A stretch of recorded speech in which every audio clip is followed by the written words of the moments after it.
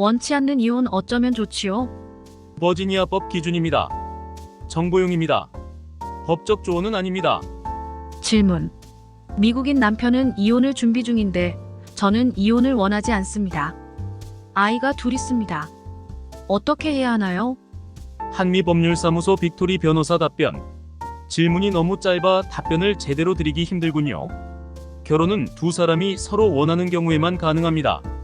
하지만 이혼은 둘 중에 한 사람만이 원하더라도 가능합니다. 그렇지만 이혼을 원한다고 해도 무조건 진행할 수는 없습니다.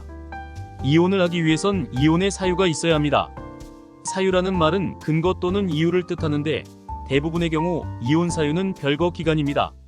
사유가 별거 기간이라는 이야기는 어느 일정 기간, 남녀가 서로 별거를 하는 경우에만 이혼이 가능하다는 말입니다. 버지니아의 경우 자녀가 있으면 1년, 자녀가 없으면 6개월의 별거 기간을 보내면 이혼의 조건은 충족됩니다. 그런 경우 별거 기간을 사유로 이혼하게 되는 것이지요.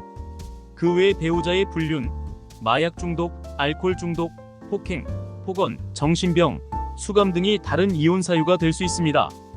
질문하신 분의 배우자가 왜 이혼을 원하는지, 무슨 사유로 이혼하고자 하는지를 모르는 상황에서 좋은 답을 드리기 힘듭니다.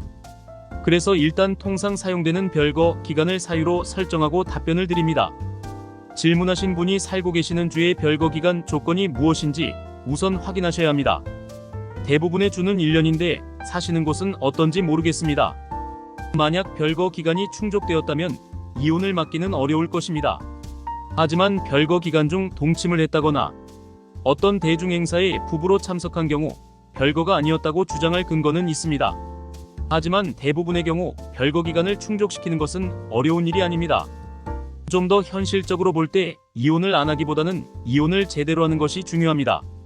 어차피 상대방이 이혼을 원한다면 그것을 막기란 무척 어렵기 때문입니다.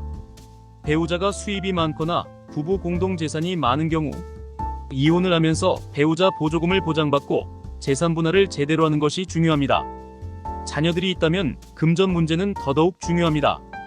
아이들이 제대로 교육받고 헐벗지 않게 제대로 살 수 있도록 양육비를 받는 것이 중요합니다.